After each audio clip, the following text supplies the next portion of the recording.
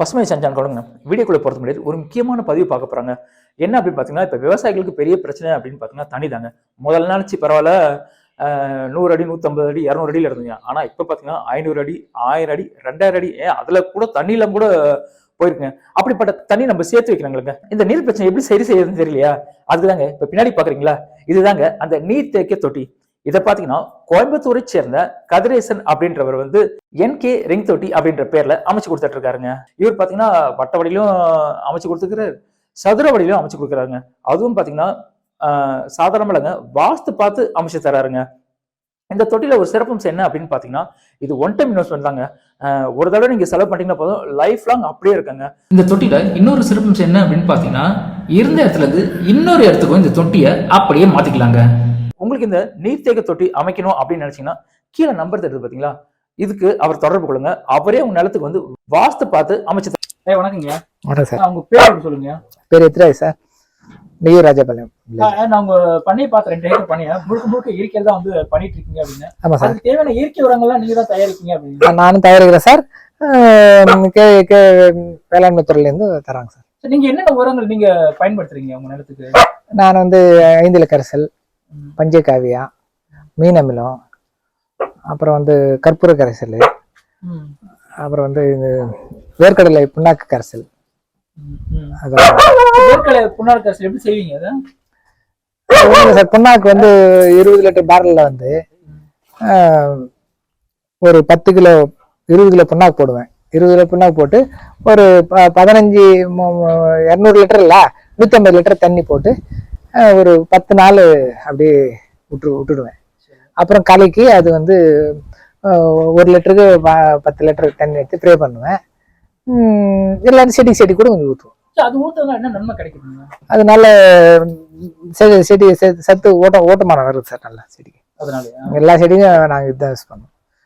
மாக்கு, கொய்யாக்கு, கத்திரி யூஸ் பண்ணுவோம், மிளகாய் யூஸ் பண்றோம், எல்லாத்துக்குமே அதான் பண்றோம் சார். இப்ப கற்பூர கரைசல் எப்படி பண்றீங்க?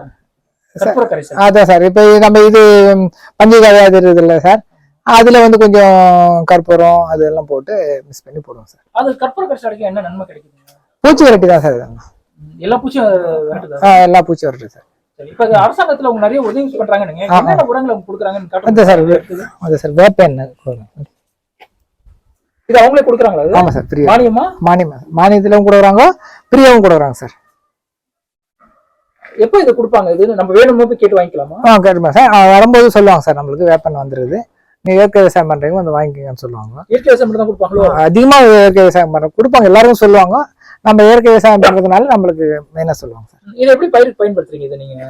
இது வந்து காதி சோப்பு இருக்குல்ல சார், அது கரைச்சி அதுல இருந்து இது ஒரு காதி சோப்போட இது கரைச்சி ஸ்ப்ரே பண்ணுவோம். எவ்வளவு எடுக்கணும் காதி சோப்பு? எவ்வளவு எடுக்கணும்? இது எவ்வளவு எடுக்கணும்? காதி சோப்பு தராம கொஞ்சம் எடுத்துப்போம் சார். இது ஒரு 15 லிட்டருக்கு வந்து 80 மில்லி போடுவோம் சார். அது எப்படி அளவு தெரியும் உங்களுக்கு? அது அளந்துப்போம் சார், மூடி இருக்குது அதுல அளந்துப்போம் சார். 15 லிட்டருக்கு 80 மில்லி அடிச்சு அப்படியே ஸ்ப்ரே பண்ணிடுவோம் சார். ஸ்ப்ரே பண்ணுவோம். இது வந்து வேப்பெண்ணெய். இது வேப்பெண்ணெய் சார். அடுத்து என்ன கொடுக்குறாங்க அவங்க? அப்புறம் வந்து சார் திரவ உயிர் உரம். இதனால என்ன நன்மை இது சார்? இது வந்து உயிர் உரம்ன்றதுனால வந்து நம்ம மண்ணில் இருக்கிற சத்துல எடுத்து மண்ணு கொடுக்குது சார். மண்ணில் இருக்கிற பூச்சி கீச்சி எல்லாம் அது இதுல வந்து இது போட்டா வந்து கேக்குது சார். இது எப்போ கொடுக்கணும் பயிருக்கு? இப்போ 10-15 நாள்ல இருந்து கொடுத்துனே வரலாம் சார். ஸ்ப்ரே பண்ணலாம், அடியில விடலாம், நம்ம ட்ரிப்ஸ் மூலமா விடுவேன். இது எவ்வளவு கொடுக்கணும்? ட்ரிப்ல எவ்வளவு கொடுக்குறீங்க? 2 ஏக்கருக்கு மொத்தம் இதுலயே கொடுத்துருவீங்க? ஆமா சார், ஒரு 3 பாட்டில் போட்டு கொடுத்துருவோம் சார். ஒரு வாட்டி சூடோமோனாஸ், இது பாஸ்போ பாக்டீரியா சார். இது பாஸ்போ பாக்டீரியா கொடுப்போம். ஒரு வாட்டி சூடோமோனாஸ் கொடுப்போம். அது போல வந்து ட்ரிப்ஸ் மூலமா கொடுத்துருவோம். இது வந்து இது வளர்ச்சிக்கு கொடுப்பாங்க சார். இன்னும் மருந்து உள்ள இருக்கு சார். ஒரு இந்த ஆர்கானிக் லிக்விட் ஃபெர்டிலைசர். இது வந்து நம்ம உளுந்து பச்சை பயிறு வேர்க்கடலைக்கு இது அதிகமாக யூஸ் பண்ணுவோம் சார். இது எவ்வளவு எடுப்பீங்க பயிருக்கு? இதுக்கு வந்து 50 சென்ட்டுக்கு 1 லிட்டர், 1 ஏக்கருக்கு வந்து 1 லிட்டர் போடுவோம் சார். போடுவோம். ஒரு பயிருக்கு ஒரு தடவை 2 வாட்டி போடுவோம் சார், 2 வாட்டி 3 வாட்டி போடுவோம் சார். எத்தனை நாளுக்கு ஒரு தடவை கொடுக்கணும் அது? இது 10 நாளுக்கு ஒரு வாட்டி போடுவோம் சார். வேற என்ன உரங்கள் கொடுத்துருக்காங்க, காட்ட முடியுமா? அந்த வாங்கலாம் சார், வாங்க சார். இந்த உள்ள இருக்கு சார்.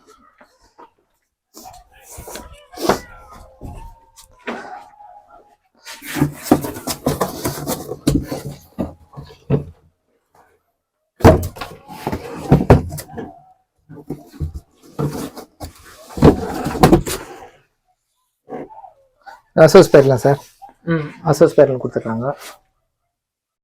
அசோஸ்பேர்லாம் ப்ரே பண்ணுவோம், அடியிலும் ஊற்றுவோம்.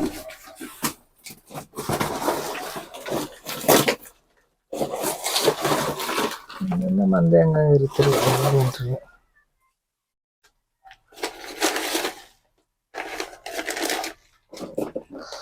Pseudomonas sir.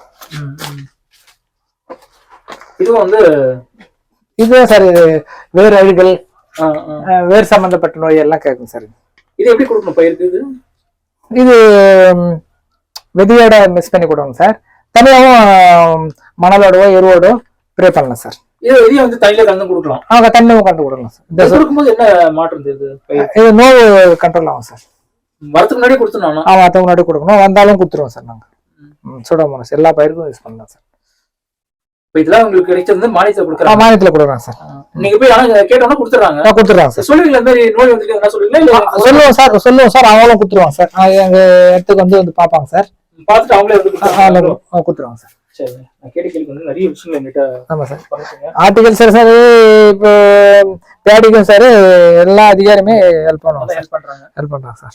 கண்டிப்பா இந்த வீடியோ பாக்குறவங்களுக்கு எல்லாருக்கும் வந்து உதவியா இருக்கும்னு நினைக்கிறேன் சார். திருவள்ளூர் டிவிக்கில் இருக்கிற அரசு அதிகாரிகள் வந்து அவங்களோட கடமை வந்து கரெக்டா வந்து செஞ்சிருக்காங்க. அது விவசாயிகளுக்கு என்ன உதவி எல்லாமே செஞ்சுட்டு இருக்காங்க. இதுக்கு முன்னாடி கேவிக்கையில இந்த வேளாண்மை துறையில வந்து செயல்பாடு வந்து கம்மியா தான் சார் இருந்தது.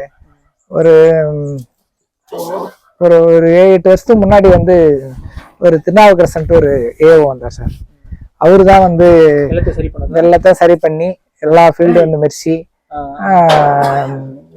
எப்படி பண்ணோம் ஏதோ பண்ணோன்ட்டு விவசாயிகளுக்கு ஒரு இன்சூரன்ஸோ நிவாரணமோ வாங்கி கொடுத்தது திருநாவுக்கரசர் என்ற ஒரு ஏஓ தான் சார்.